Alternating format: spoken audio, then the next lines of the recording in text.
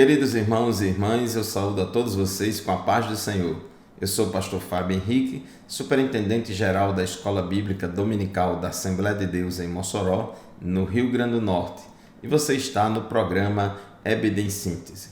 O programa EBD em Síntese é um programa de responsabilidade do Departamento de Ensino Bíblico da Assembleia de Deus em Mossoró, por meio da Superintendência Geral da Escola Bíblica Dominical. Este programa é transmitido toda semana por todo o sistema de comunicação da Assembleia de Deus em Mossoró, Rádio Libertadora FM 96.3, TV AD e no canal da igreja no YouTube AD Mossoró Oficial. Neste quarto e último trimestre do ano de 2023, estamos estudando lições bíblicas a respeito das missões transculturais até os confins da terra, pregando o Evangelho a todos os povos até a volta de Jesus. E hoje nós vamos estudar a lição de número 5, a lição 5 deste trimestre, lição que será estudada em nossas salas de aula no dia 29 de outubro de 2023. A lição de hoje tem como título Uma perspectiva pentecostal de missões.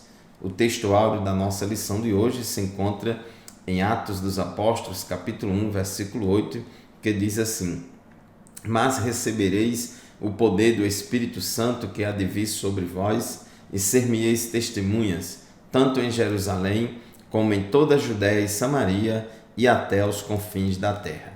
E a verdade prática da nossa lição de hoje declara o seguinte: o Espírito Santo derramado no Pentecoste é o mesmo Espírito que Deus deseja derramar de novo na igreja da atualidade. A nossa leitura bíblica em classe de hoje encontra-se em Atos dos Apóstolos, capítulo 2, versículos de 1 a 8, como também nos versículos 14 a 18. Nós hoje vamos falar sobre esta relação entre o pentecostalismo e a obra missionária, e vamos aprender, que a paixão pelo evangelismo, a paixão pela evangelização e pelas missões são marcas características da igreja pentecostal.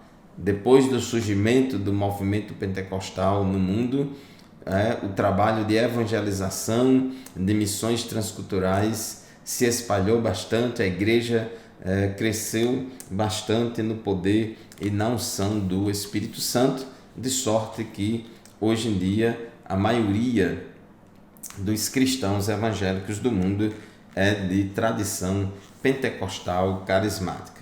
A lição de hoje tem 3 objetivos. Primeiro, apresentar uma perspectiva pentecostal de missões. Segundo, explicar a obra missionária após o Pentecostes. E terceiro, enfatizar a dependência do Espírito Santo na obra pentecostal de missões. Então, é isto que nós vamos estudar hoje e vamos aprender, que todo projeto missionário na igreja de nosso tempo, ele deve levar em conta a dependência do Espírito Santo para dirigir a obra missionária no início, no meio e no final do projeto missionário. Sabemos que o Espírito Santo é quem convence o pecador do pecado, da justiça e do juízo. O Espírito Santo é quem capacita os missionários. O Espírito Santo é quem dá vigor e vitalidade à igreja, que dá paixão missionária à igreja e aos missionários. E ele dirige e orienta toda esta obra.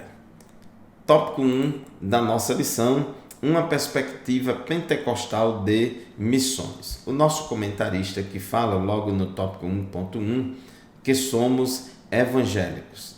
O pentecostalismo clássico, que surgiu há pouco mais de 100 anos, a partir dos movimentos de reavivamento surgido nos Estados Unidos principalmente, mas não somente nos Estados Unidos, em outras partes do mundo também, é um movimento que é de natureza evangélica e reformada. Nós somos reformados porque subscrevemos os 5 solas da reforma protestante, e nós somos evangélicos. Nós somos evangélicos porque Pelo menos por 3 motivos. Primeiro, temos um compromisso pessoal com Jesus a partir do novo nascimento.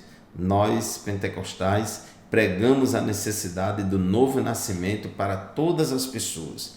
Todas as pessoas precisam experimentar a regeneração, o novo nascimento, porque quem não nascer de novo não pode entrar no reino de Deus. Segundo lugar, somos evangélicos porque cremos na Bíblia Sagrada, a palavra de Deus, como a nossa única regra infalível de fé e prática. Cremos na inerrância e na infalibilidade das Escrituras. Por isso, nós somos evangélicos. E terceiro, somos evangélicos porque cremos que a igreja tem a responsabilidade de fazer missões, de pregar o evangelho a toda criatura.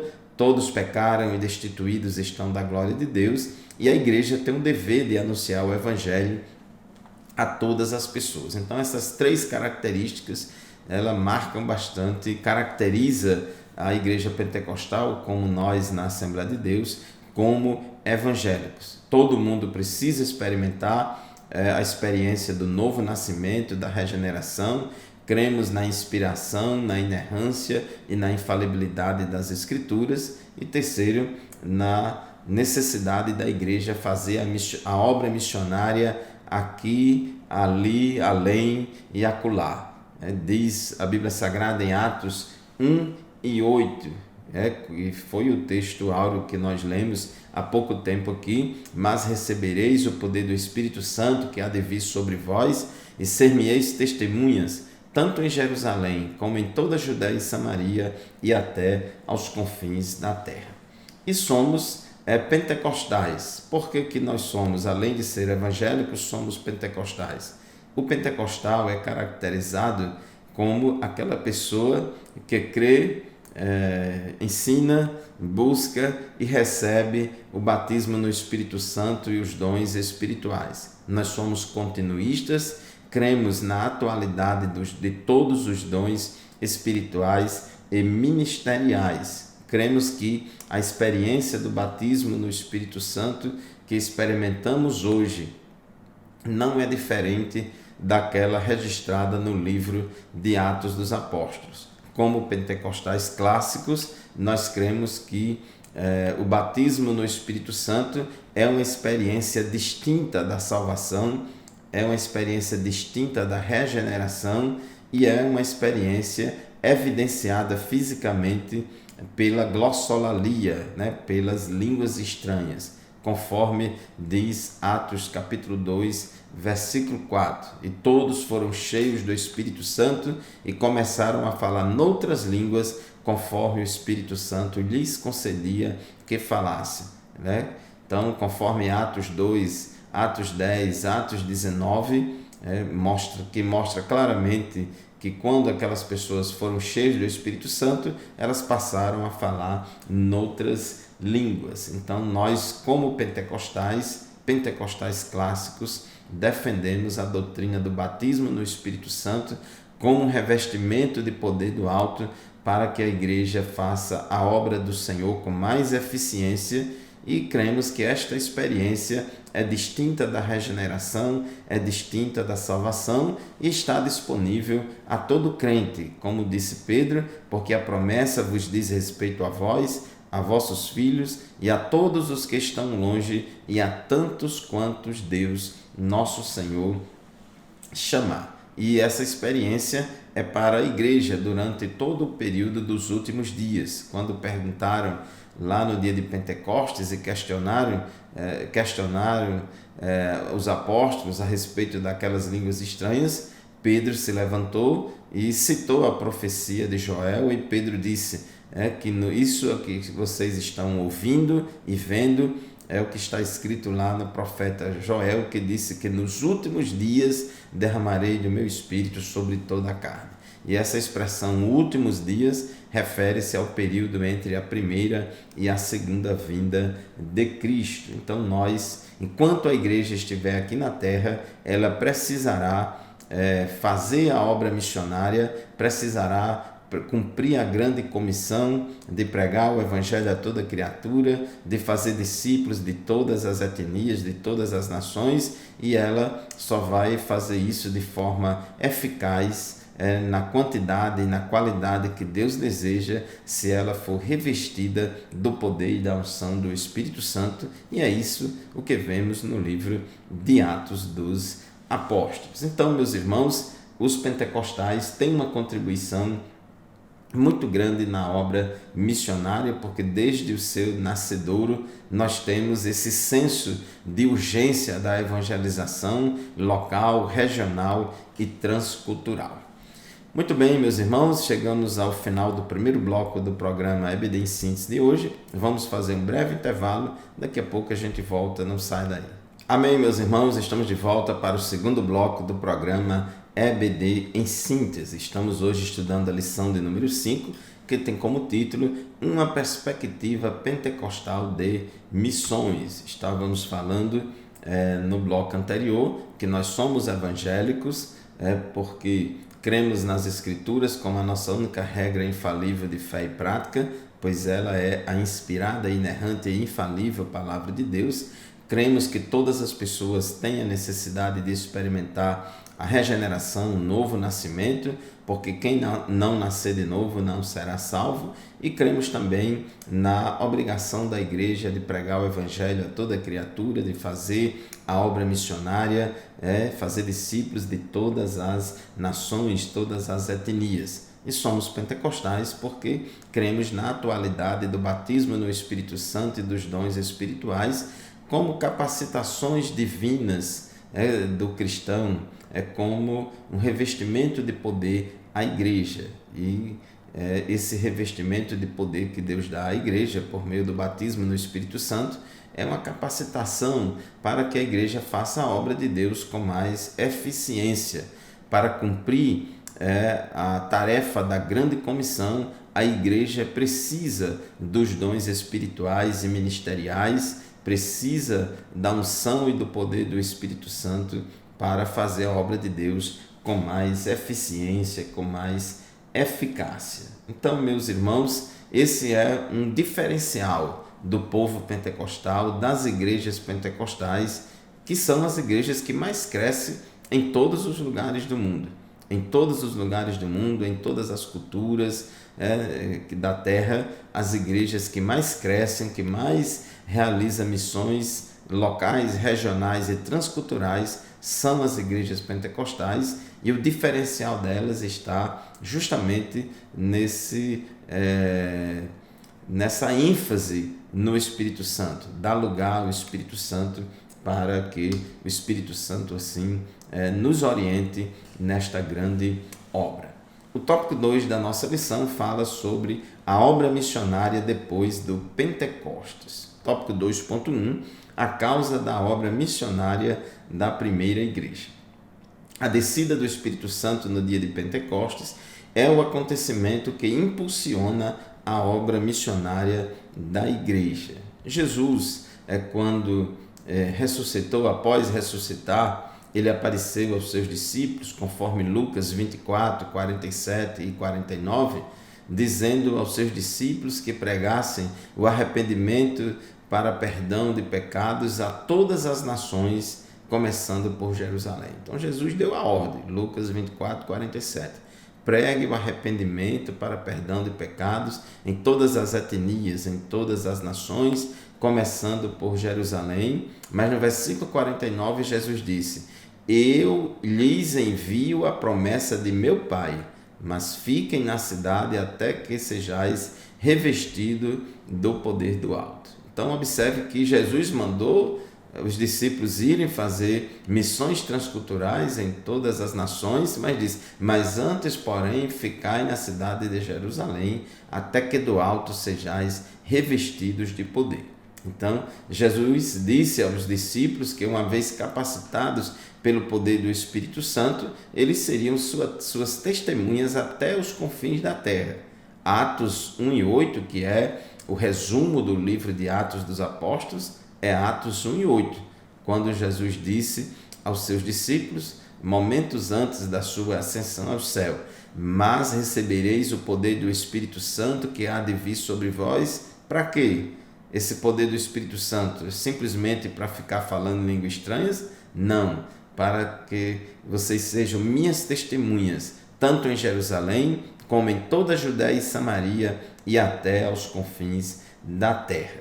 E sob essa direção do Espírito Santo, com esta unção do Espírito, a igreja começou a se expandir, começou a se espalhar no poder do Espírito Santo. O livro de Atos dos Apóstolos narra esse crescimento e expansão da igreja a partir de Jerusalém, quando os discípulos, os crentes cheios do Espírito, começaram a se espalhar por todo o mundo, pregando o Evangelho a toda criatura no poder e na unção do Espírito Santo. Então, o livro de Atos dos Apóstolos relata de forma detalhada e precisa o avanço missionário da igreja do primeiro século. Então, Atos 1 e 8 é o resumo de todo o livro de Atos dos Apóstolos. Então, nós vemos aí, por exemplo, lá em Atos dos Apóstolos, inicialmente o ministério de Pedro e João ali em Jerusalém, e depois começa a igreja se espalhar. Aí vemos Filipe começando a pregar em Samaria, pregando ao eunuco lá da Etiópia. Depois a gente vê, surge Saulo e Barnabé fazendo missões transculturais, plantando igrejas entre os gentios, né? Na primeira viagem missionária, João Marcos foi acompanhando Saulo e Barnabé. Vemos Apolo, Priscila, Áquila e tantos outros cooperadores do Evangelho fazendo a obra de Deus. E por que fazer missões transculturais? Por que pregar o Evangelho em toda a terra, pregar o Evangelho a toda criatura? Em primeiro lugar, porque todos pecaram e destituídos estão da glória de Deus. Todos os seres humanos precisam experimentar o novo nascimento, experimentar a conversão, precisa se converter a Cristo para que possa ser salvo. E para isso eles precisam ouvir o Evangelho. Enquanto que a Bíblia diz que todo aquele que invocar o nome do Senhor será salvo, mas a mesma Bíblia diz: como invocarão aquele em quem não creram? E como crerão naquele de quem não ouviram falar? E como ouvirão se não há quem pregue? E como pregarão se não forem enviados? Então nós precisamos fazer a obra de Deus, porque a salvação não é só para os judeus. A igreja não pode ficar pregando somente para Jerusalém. Inclusive, os primeiros cristãos, o próprio colégio apostólico estava ali muito restrito a Jerusalém. Embora Jesus tenha dito que era para pregar em todas as nações, os apóstolos ali estavam muito confinados em Jerusalém, circunscritos a Jerusalém. Precisou vir uma perseguição. Depois da morte de Estevão, do apedrejamento de Estevão, a perseguição aumentou bastante e aí os discípulos começaram a se espalhar, a sair de Jerusalém, e aí surge no cenário Filipe pregando o Evangelho em Samaria. Pedro vai pregar ao gentil Cornélio lá em Cesareia, e assim a gente vê a obra de Deus se espalhando, porque de fato, como diz o tópico 2.3 da nossa lição, Deus não faz acepção de pessoas. Ele veio salvar tanto judeus quanto gentios. Jesus morreu na cruz do Calvário por todas as pessoas. Todos os seres humanos são alvos do amor de Deus. A graça de Deus se é manifestado, trazendo salvação a todos os homens. Então Deus se interessa pela salvação de todos os seres humanos. Jesus morreu por todas as pessoas, mas as pessoas só serão efetivamente salvas se elas se converterem a Cristo. E isso implica arrependimento de pecados e fé em Jesus Cristo. Então, com esse entendimento a respeito da natureza ilimitada do plano de salvação de Deus para os homens e impulsionada pelo Espírito Santo, a missão da primeira igreja atingiria a escala mundial. Somente uma igreja que tenha convicção que todos os pecadores da terra estão perdidos e que todas as pessoas da terra precisam de Jesus, precisam ouvir o Evangelho. Se não tiver isso, a igreja não vai sair das quatro paredes para pregar o Evangelho.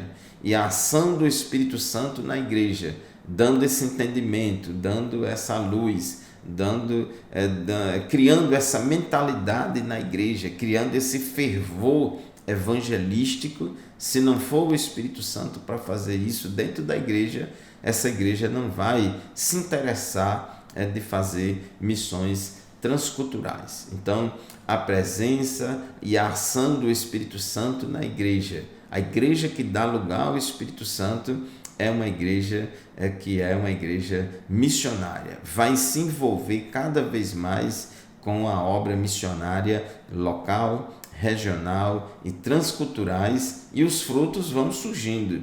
À medida que a igreja vai pregando, Deus vai salvando, Deus vai libertando, Deus vai operando, e assim a igreja vai crescendo. Vamos fazer mais um intervalo, daqui a pouco a gente volta para o terceiro e último bloco do nosso programa. Continue conosco. Paz do Senhor, meus irmãos, estamos de volta para o terceiro e último bloco do programa EBD em Síntese de hoje, aqui pela Rádio Libertadora FM 96.3, pelo canal da igreja no YouTube, AD Mossoró Oficial, e pela TV AD. Estamos hoje estudando a lição de número 5 deste trimestre, lição esta que tem como título Uma Perspectiva Pentecostal de Missões. A igreja pentecostal é uma igreja que está na sua raiz, no seu DNA, o amor pelas almas perdidas, a paixão pelas almas, esse senso de responsabilidade muito grande em fazer evangelização, em praticar a evangelização, anunciando a Cristo aonde ele ainda não foi pregado e anunciando o Evangelho a toda criatura, cumprindo assim a ordem de Jesus. O tópico 3 da nossa lição fala sobre a ação do Espírito Santo e a obra missionária. A função do Espírito na obra missionária.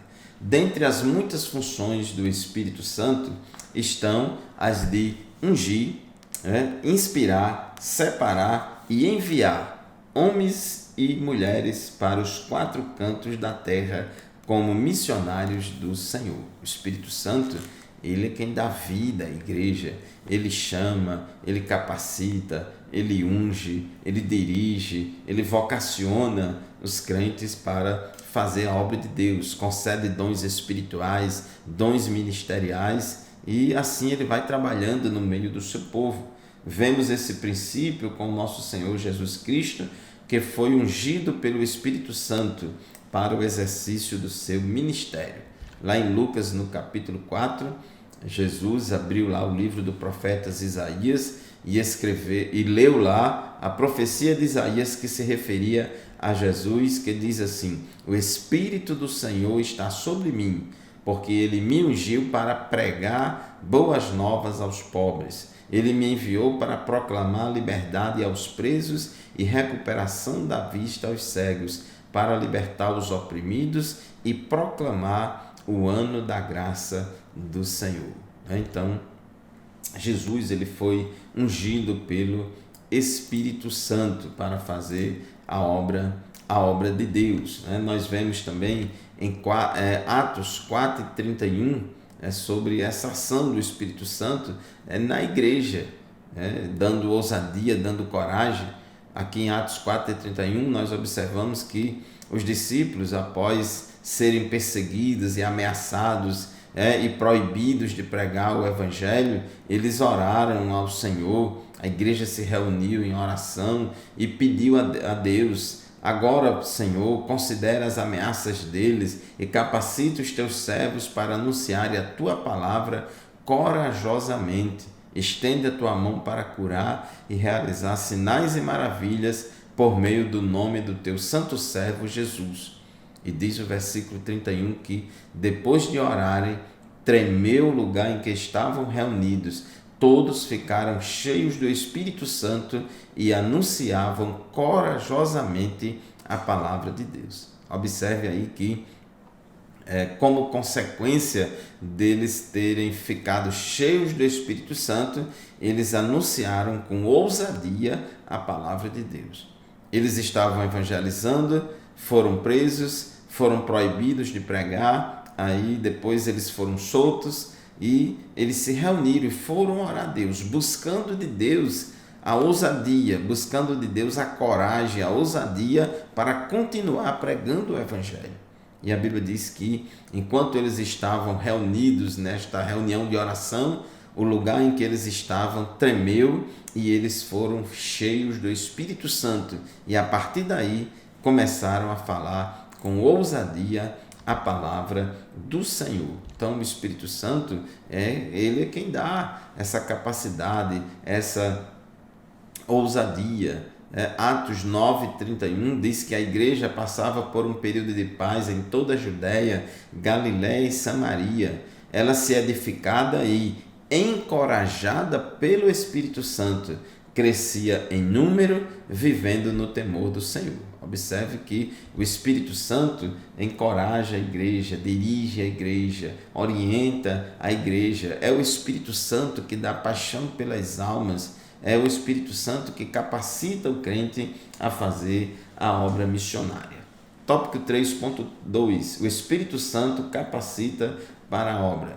É Ele quem escolhe e envia missionários para anunciarem as boas novas de salvação ao mundo. É interessante aqui em Atos, no capítulo 13, quando o Espírito Santo fala para a igreja de Antioquia, mandando que a igreja consagrasse a Saulo e Barnabé como missionários transculturais e enviasse eles para fazer missões transculturais. Diz o texto de Atos 13:2 o seguinte: enquanto adoravam ao Senhor e jejuavam, disse o Espírito Santo: separem-me Barnabé e Saulo para a obra a que os tenho chamado. Então observe que o Espírito Santo falou na igreja, mandando a igreja separar, consagrar Saulo e Barnabé para a obra que Jesus já tinha chamado Saulo e Barnabé para fazer. E diz o texto na continuação: assim, depois de jejuar e orar, impuseram-lhes as mãos e os enviaram. Enviados pelo Espírito Santo, desceram a Seleucia e dali navegaram para Chipre. Observe que em Atos 13:3 diz que a igreja de Antioquia impôs as mãos sobre Saulo e Barnabé e enviaram eles dois para a obra missionária. Mas no versículo 4 diz: enviados pelo Espírito Santo. Observe que este é o modelo de missões, é o Espírito Santo e a igreja, porque o Espírito Santo dá ministério, o Espírito Santo chama, o Espírito Santo vocaciona, e a igreja dá cargo, a igreja dá função, a igreja é quem envia. Então deve haver essa parceria e esse entendimento, essa sintonia fina entre o Espírito Santo e a igreja para fazer a obra de Deus, para que a vontade de Deus sempre prevaleça. Em Atos 20:28, quando Paulo, naquela reunião de obreiros ali com os pastores de Éfeso, Paulo diz: cuidem de vocês mesmos e de todo o rebanho sobre o qual o Espírito Santo os colocou como bispos para pastorearem a igreja de Deus. Então, o Espírito Santo é quem vocaciona, coloca as lideranças, ele chama, vocaciona, capacita, unge, nomeia. Então, uma igreja missionária é uma igreja que dá lugar para que o Espírito Santo tenha liberdade para operar no seu meio. A ação do poder do Espírito Santo na igreja é a característica mais surpreendente no livro de Atos dos Apóstolos, que alguns também chamam de Atos do Espírito Santo. Em Atos 16, versículos 6 e 7, tem uma passagem muito interessante para vocês observarem como o Espírito Santo é quem vai orientando e guiando os missionários na obra missionária, e os missionários devem estar atentos a voz do Espírito Santo e a vontade do Espírito Santo. Diz assim o texto, Atos dos Apóstolos, capítulo 16, versículos 6 e 7. Paulo e seus companheiros viajaram pela região da Frígia e da Galácia, tendo sido impedidos pelo Espírito Santo de pregar a palavra na província da Ásia. Observe que eles queriam pregar a palavra de Deus na província da Ásia, mas o Espírito Santo impediu. O Espírito Santo não queria que eles pregassem o evangelho lá na província da Ásia naquela ocasião. Naquele momento, a orientação do Espírito Santo era para pregar em outro lugar. Diz o versículo 7, quando chegaram à fronteira da Mísia, tentaram entrar na Bitínia, mas o Espírito de Jesus os impediu. Então contornaram a Mísia e desceram a Troade. Durante a noite, Paulo teve uma visão, na qual um homem da Macedônia estava em pé e lhe suplicava, passe a Macedônia e ajude-nos. Observe aí como o Espírito Santo é soberano em orientar, em guiar os missionários, escolhendo o local, o país, a cidade, o lugar onde eles devem ir pregar o evangelho. Na mente, na cabeça de Paulo, era melhor pregar o Espírito Santo lá na província da Ásia, mas aí o Espírito Santo não deixou, impediu. Eles queriam ir para depois, não, então vamos para a Bitínia, mas o Espírito Santo novamente impediu. Por quê? Porque o plano do Espírito Santo naquela ocasião era para eles irem pregar o evangelho na Europa, lá na Macedônia. Aí Deus deu aquela visão a ele e assim orientou. Então, a ação do Espírito Santo na obra missionária faz toda a diferença. Tópico 3.3, Deus age por meio do Espírito Santo. É o que temos falado até aqui.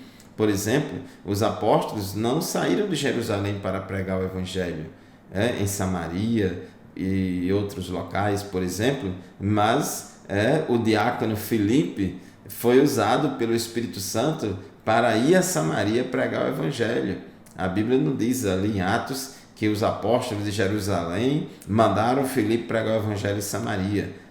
Nós vemos que foi uma ação do Espírito Santo impulsionando Filipe para ir a Samaria pregar o evangelho aos samaritanos. Ali já era uma missão transcultural, porque os samaritanos já eram uma cultura diferente dos judeus.